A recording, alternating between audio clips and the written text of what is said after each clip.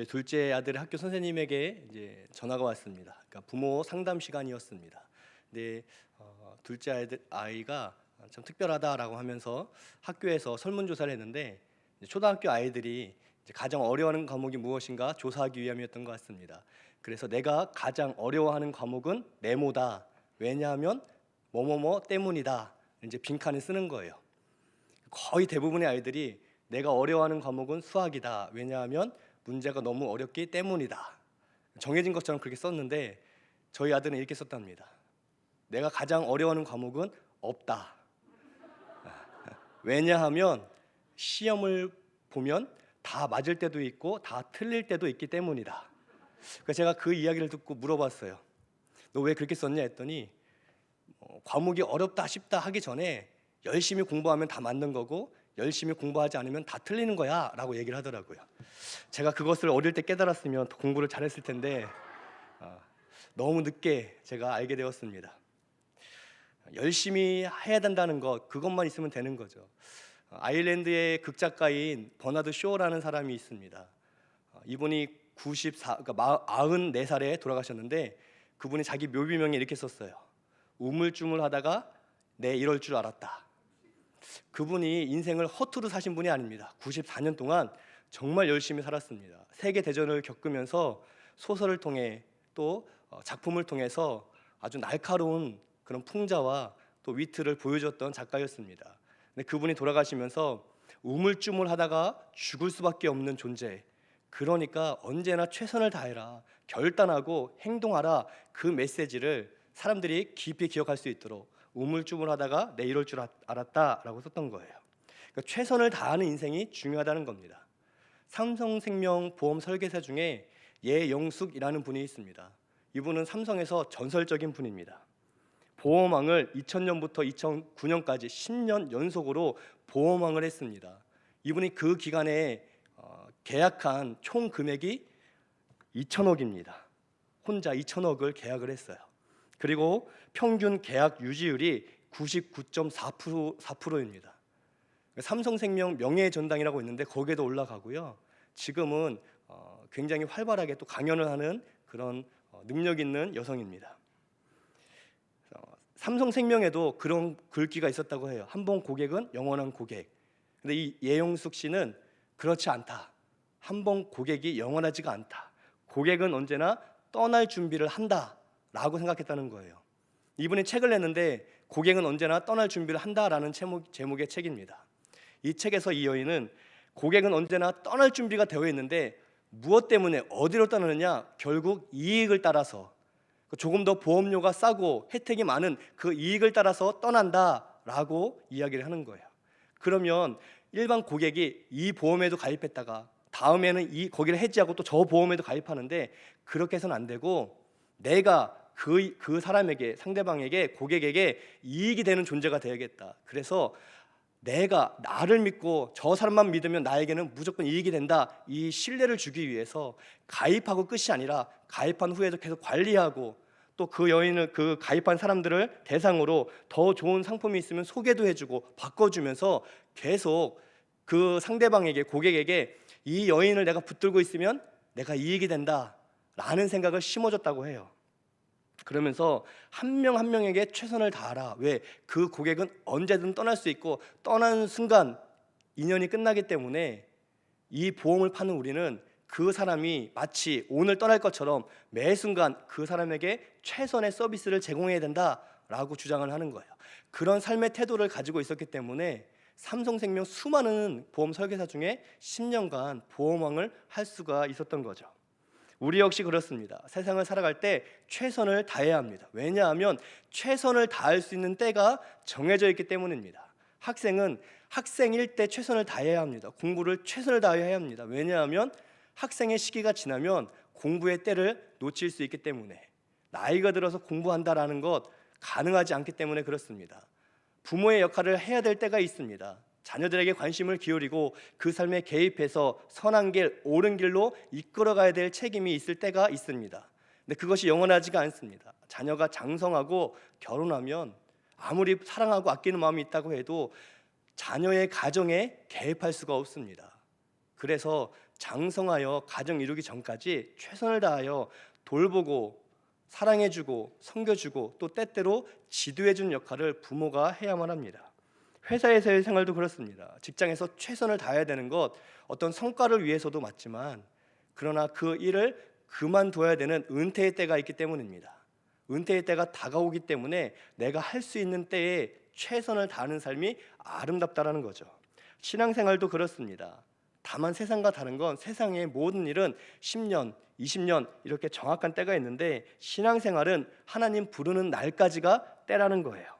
그 이야기는 우리가 천국 가기 전까지 최선을 다하여 아름다운 신앙생활을 해야 한다는 겁니다. 하나님께 충성할 때 최선을 다하여 충성해야만 한다는 거죠. 오늘 바로 그 모습을 엘리사가 보여주고 있습니다. 오늘은 엘리사가 죽는 장면입니다. 엘리사가 선지자로 최소한 시간이 60년 이상을 헌신했습니다. 그가 최소한 60년 이상을 이스라엘에서 선지자로서 쓰임받았습니다. 그의 스승 엘리야는 약 20년 정도였는데 엘리사는 청년일 때에 농사 짓다가 부르심을 받았습니다.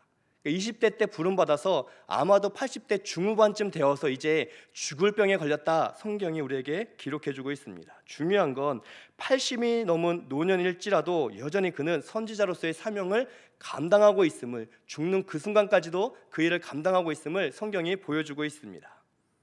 당시 북이스라엘의 왕은 예후의 손자 요아스였습니다. 예후도 죽고 그의 아들도 죽고 그 손자가 왕이 되었던 때였습니다. 이 요아스는 엘리사가 죽을 병이 들었다는 소식을 듣고 찾아옵니다. 요아스란 이 왕은 그렇게 훌륭한 왕은 아니었지만 적어도 엘리사의 죽음의 소식을 듣고 오늘 말씀에서는 눈물을 흘리며 애통해하고 있습니다. 그만큼 엘리사의 자리가 북이스라엘에서 중요했기 때문입니다. 엘리사가 죽는다는 것은 북이스라엘엔 풍전등화와 같은 때가 다가오고 있다는 것을 또한 보여주기 때문에 그렇습니다. 엘리사 개인에게는 사실 굉장히 영광스러운 순간이죠. 내가 임종을 앞두고 있는 그때에 그 나라의 왕이 문병으로 오고 또 눈물을 흘리고 애통해하면서 그 죽음을 안타까워하는 순간이라면 적어도 성공한 인생 아니겠습니까? 한 나라의 왕이 찾아와서 그 엘리사의 형편을 보고 아파한다는 것, 엘리사에게는 큰 영광의 순간이었습니다. 마지막 순간에 한 나라의 왕이 인사를 하고 있습니다. 그런데 엘리사는 그 순간에도 왕에게 마음을 두고 있는 게 아니라 또 자기 인생을 돌아보는 시간을 갖는 게 아니라 그의 관심은 하나님과 북이스라엘 백성을 향해 있었음을 성경이 우리에게 분명히 보여주고 있습니다.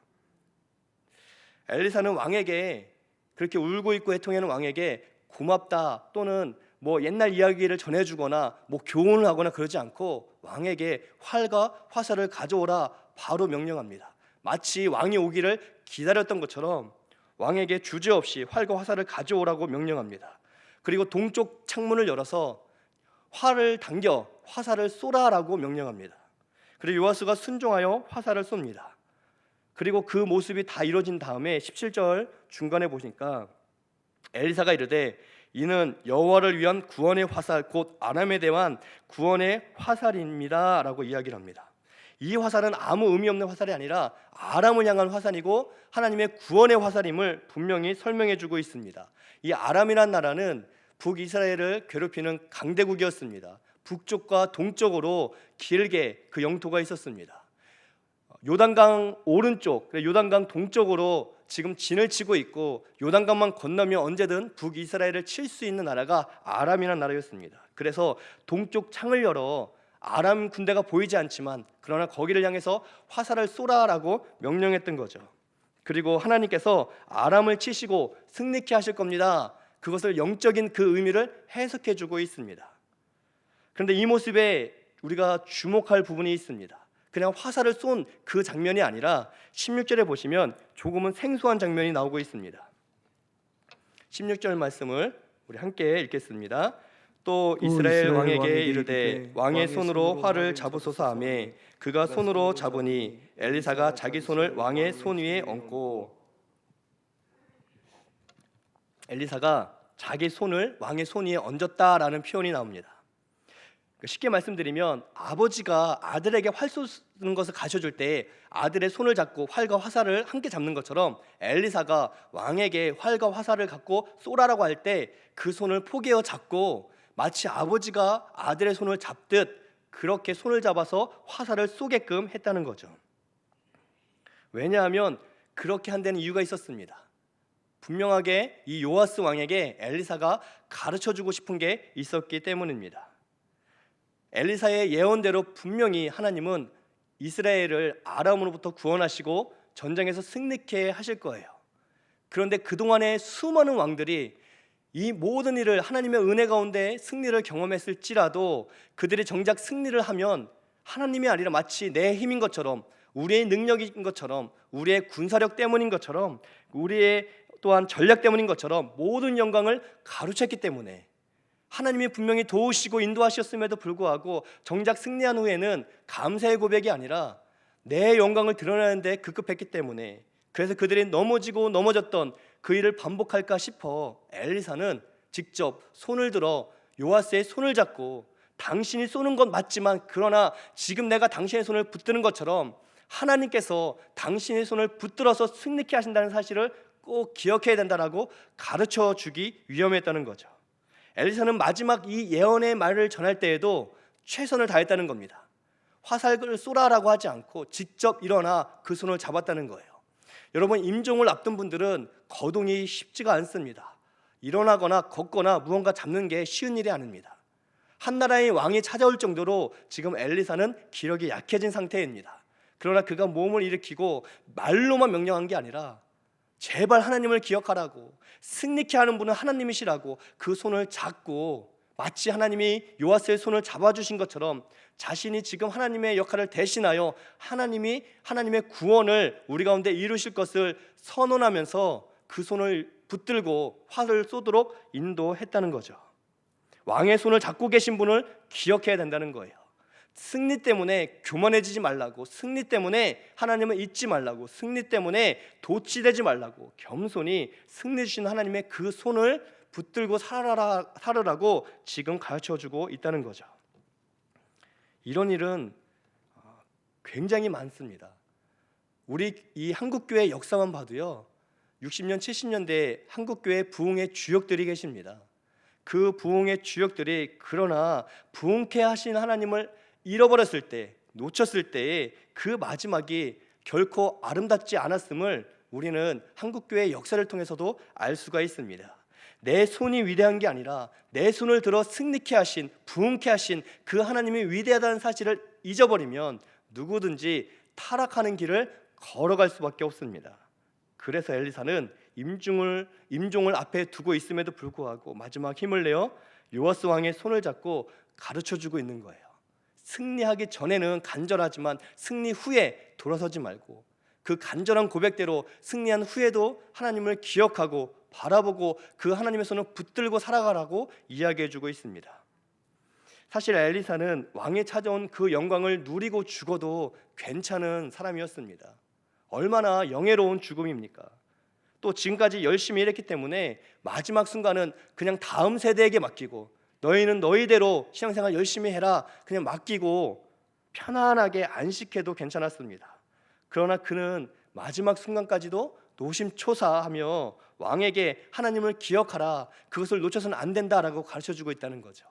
또 한 가지, 이스라엘 백성들에게 하나님께서 승리를 주실 것이다, 이것을 그가 가르쳐주고 있습니다.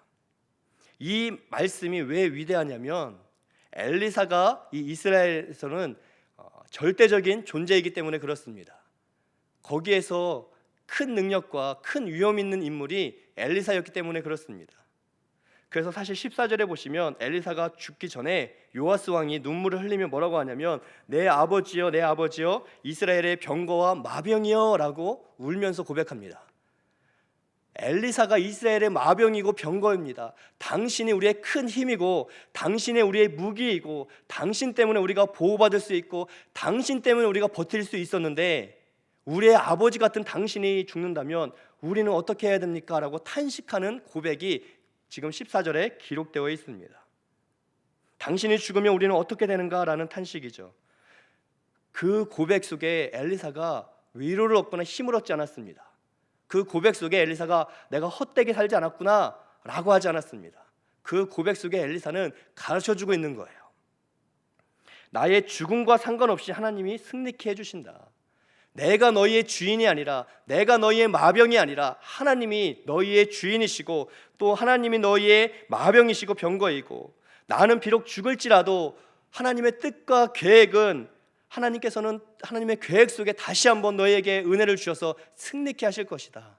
나를 보지 말고 하나님을 바라보라. 하나님의 구원을 바라보라. 그가 마지막 유언처럼 이스라엘 백성들에게 외치고 있다는 거죠. 그의 삶이 이처럼 하나님께 충성되었기 때문에, 죽는 순간까지도 하나님을 높이는 인생이었기 때문에 하나님께서는 그를 통해 영광 받으셨던 겁니다. 하나님 앞에 최선을 다하는 삶을 끝까지, 죽는 순간까지도 살았다는 거죠. 이제 20절부터 보시면 엘리사가 죽는 장면이 기록되어 있습니다. 엘리사가 죽고 장사가 되었습니다. 그리고 해가 바뀌어 시간이 흘러서 모압 도적대가 찾아왔습니다. 마침 그 자리에 또 다른 장사하는 사람들이 지나가다가 도적대를 보고 놀라서 죽어있는 이름 없는 그 사람을 엘리사의 묘실로 집어 던지고 대충 장사 지내고 도망갔다 기록하고 있습니다. 이스라엘은 합장 문화이기 때문에 한 무덤에 여러 명의 시신이 들어갈 수가 있습니다. 그래서 가까이 있는, 그게 엘리사 무덤인지도 모르는 사람들이 그냥 대충 지금의 위기를 피하고자 돌아가신 분의 시신을 거기에 그냥 넣어버린 거예요. 그런데 그 시체가 엘리사의 뼈에 닿자마자 회생하며 일어섰다 기록하고 있습니다. 살아났다는 거죠. 엘리사의 스승 엘리야는 세상을 떠나는 순간에도 하나님의 영광을 드러냈습니다. 죽음을 보지 않고 세상을 떠나며 하나님께서 충성된 자를 어떻게 존귀하게 여겨주시는지를 보여준 인물이었습니다. 세상을 떠나는 순간에도 하나님의 영광을 드러낸 엘리야가 있었는데, 그의 제자 엘리사는 세상을 떠난 이후에도 하나님의 영광을 드러내는 사람이었습니다. 세상을 떠나는 중에도 하나님의 영광을 드러내는 것도 대단하지만, 이미 떠난 사람이, 세상을 떠난 사람이 하나님의 영광을 보여준다는 것도 큰 하나님의 능력이고 은혜인 줄을 믿습니다. 그의 평생의 삶이 하나님께 최선을 다하는 삶이었기 때문에 죽는 순간까지도 하나님은 그를 통해 영광을 드러내셨고, 죽은 다음에도 그를 통해 생명의 주인이 누군지를 보여주셨다는 거예요. 우리가 하나님 앞에 설 때까지 최선을 다해 신앙생활을 하는 이유가 여기에 있습니다. 우리가 건강하고 젊을 때에는 봉사의 자리, 헌신의 자리로 모여서 하나님의 영광을 드러내야 합니다. 노년일 때에는 내가 건강할 때, 젊을 때처럼 내 몸으로, 내 시간으로 하나님께 헌신할 수 없을지라도, 그러나 나라와 민족을 위해, 교회와 성도를 위해, 목회자를 위해 기도하며 끝까지 주신 사명을 감당해야 된다는 거예요. 우리 기독교에는 은퇴가 없기 때문에 그렇습니다. 우리의 생이 다할 때까지 하나님은 우리에게 충성된 삶, 최선을 다하는 삶을 원하신다는 거예요. 내가 할 수 있는 역할을 하나님 우리가 감당하기를 원하시기 때문에 우리는 끝까지 우리의 헌신과 기도를 통해 결국 생이 다하여 멈출 수밖에 없는 인생일지라도, 그러나 하나님 앞에 충성해야 하는데, 왜냐하면 그 헌신과 기도하는 나는 생이 다하면 이 땅에서 삶이 끝나지만, 그러나 우리의 헌신과 기도를 기억하시는 하나님은 영원하시기 때문에 우리가 죽은 이후에도 하나님은 우리의 헌신과 기도를 통해 하나님의 놀라운 일을 계속 이뤄나가시기 때문이라는 거예요. 그래서 우리는 평생도록 이 땅을 살아가는 동안에 겸손히 우리의 자리에서 최선을 다해 하나님을 섬기고 최선을 다해 하나님을 높이는 삶을 살아야 될 줄을 믿습니다. 여기에 정반대되는 인물이 나옵니다. 요아스입니다. 그 요아스는 화살을 쏜 후 엘리사를 통해서 한 가지 더 요청을 받게 됩니다. 화살을 쏘고 하나님께서 이 요아스에게 요청하시는 것이 하나 더 있었습니다. 그것은 남은 화살을 짚고 땅을 치는 일이었습니다. 엘리사가 이제 땅을 쳐라 라고 명령합니다. 화살을 들고 땅을 치라 라고 말했을 때 그가 3번 치고 그쳤다 기록하고 있습니다. 그러자 엘리사가 화를 내면서 아람에게 승리하긴 하는데 딱 3번 승리할 뿐입니다. 왜 5번이고 6번이고 치지 않았습니까? 라면서 화를 냅니다. 왜 3번밖에 안 치고 그만두냐고 탄식합니다. 여러분, 화살로 땅을 치는 게 어렵습니까? 그것은 쉬운 일입니다. 화살 쏘는 것보다 더 단순한 일입니다. 근데 왜 요아스는 3번만 치고 그쳤을까요? 바로 직전에 화살을 쏘고 하나님께서 저 아람을 너희에게 주겠다, 너희가 이길 것이다, 승리케 하실 것이다, 구원을 주실 것이다 말씀하셨습니다. 그런데 이 말씀이 요아스에게는 감동이 되지 않았던 거예요. 감동이 되었다면 땅을 치라고 했을 때 10번이고 20번이고 쳤을 거예요. 그러나 하나님이 승리를 안겨주신다 했지만 와닿지가 않았던 겁니다. 하나님의 말씀을 들었지만 그 내면에 감동이 없었던 거예요. 마지못해 지금 엘리사가 명령하니까 마지못해 순종은 하지만 최선을 다하지 않고 적당히, 그럭저럭 대충 3번 정도 친 후에 그 순간을 모면하려고 하는 게으른 순종이 요아스에게 있었다는 거예요. 이런 게으른 순종, 마지못한 순종에 하나님의 역사와 은혜가 함께할 수가 없습니다. 또 어쩌면 요아스는 자존심이 상했을지도 모르겠습니다. 화살을 쏠 때 한 나라의 왕이 지금 선지자가 부탁하는 것도 아니고 명령해서 활과 화살을 쏘라고 했을 때 자존심 상하지만 그래도 선지자니까 화살을 쏘는데 마치 자기를 애 취급하듯 엘리사가 그 손을 잡고 등 뒤에서 손을 당겨주고 놔주는 역할, 그것을 경험하고 있는 요아스의 입장에서는 나름대로 자존심이 지금 상했을지도 모르겠습니다. 정치인들이 선거철에 되면 시장에 옵니다. 90도로 고개를 숙이고 상인들의 이야기에 귀를 기울입니다. 그러나 당선이 되면 그 시장에 찾아오지 않습니다. 만나고 싶어 찾아가도 만날 어떤 방법이 없습니다. 우리는 정치인의 고개 숙이는 모습에 속아서는 안 돼요. 이 일에 매번 속지만 그건 어리석은 일입니다. 정치인들의 고개 숙이는 것은 그들의 본심이 아니기 때문에, 그들이 당선되면 쉽게 잊어버리는 게 백성들, 국민들이기 때문에. 근데 요아스는 더했다는 거죠. 한 나라의 왕이었습니다. 아합 가문을 물리친 예후, 그 예후의 손자였습니다. 그러니 교만한 대로 교만해졌던 그 마음, 그런데 감히 80도 넘은 노인네가 혈기왕성한 왕의 손을 잡고 이렇게 해라 저렇게 해라 명령하고 있으니 그의 마음이 얼마나 상했겠습니까? 그가 얼마나 자존심이 상한 상태였겠습니까? 그것도 많은 신하들이 분명히 보고 있는 중에 그는 마음에 불편함이 있었다는 거죠. 그런데 이런 인간적인 불편함, 그게 문제입니다. 이런 불편함이 더 깊은 은혜로, 더 깊은 응답으로 나아가는 것을 막는다는 거예요. 신앙생활을 하면서 이렇게까지 해야 하나 하는 순간들이 있습니다. 그런 불편함이 우리에게 있습니다. 적당히 은혜 받고 적당히 하나님께 예배 드리면서 적당히 믿고 살면 되지 않은 불편함, 특세인데 자꾸 교회 오라고 하는 문자를 보는 불편함, 성경 공부하자고 하는 불편함, 기도회에 굳이 가야 하는 그런 불편함, 헌신과 봉사 자리로 부를 때 나는 꽤 바쁜데 고정적으로 해야 되는 헌신과 봉사 자리를 지켜야 된다니 그건 좀 하기 싫은데 하는 인간적인 불편함, 그 불편함이 5번이고 6번이고 내리쳐서 하나님의 큰 은혜를 받을 수 있는 거룩한 기회를 뺏어간다는 거예요. 우리는 불편함 때문에 하나님의 은혜가 막힐 때가 많이 있습니다. 그런 게으름 때문에 하나님의 역사가 막힐 때가 너무나 많이 있다는 거예요.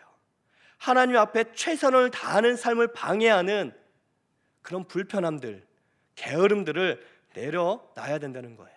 이런 불편함과 게으름이 내 안에 있기 때문에 말씀에 대한 감동보다 말씀에 순종하는 것을 귀찮아하는 영적 게으름이 열매 맺게 된다는 거죠.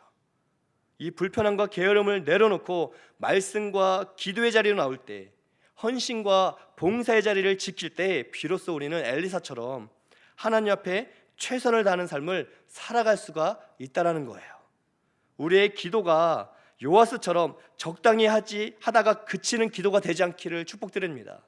요아스는 적당히 3번 정도 하면 됐지, 그러면 얼추 되지 않나 하는 마음이 있었습니다. 우리가 기도할 때 그런 마음으로 기도하면 한 번의 은혜를 받을지 모르지만 더 큰 은혜, 더 크게 예비하신 주의 놀라운 축복을 받기에는 요원하다는 거예요. 우리의 헌신과 시간이, 우리의 헌신과 봉사가 내 시간이 좀 남아서 하는 헌신과 봉사가 아니기를 축복드립니다. 하나님께서 주인이기 때문에 내 삶을 쪼개어 구별하여 그 시간만큼은 하나님께 드리는 참된 헌신이 될 때 하나님이 허락하시는 아름다운 열매가 가정과 일터와 교회와 우리 심령에 맺어질 줄을 믿습니다. 요아스가 아니라 엘리사처럼 끝까지 충성하는 삶을 살아가는 우리가 되기를 축복드립니다.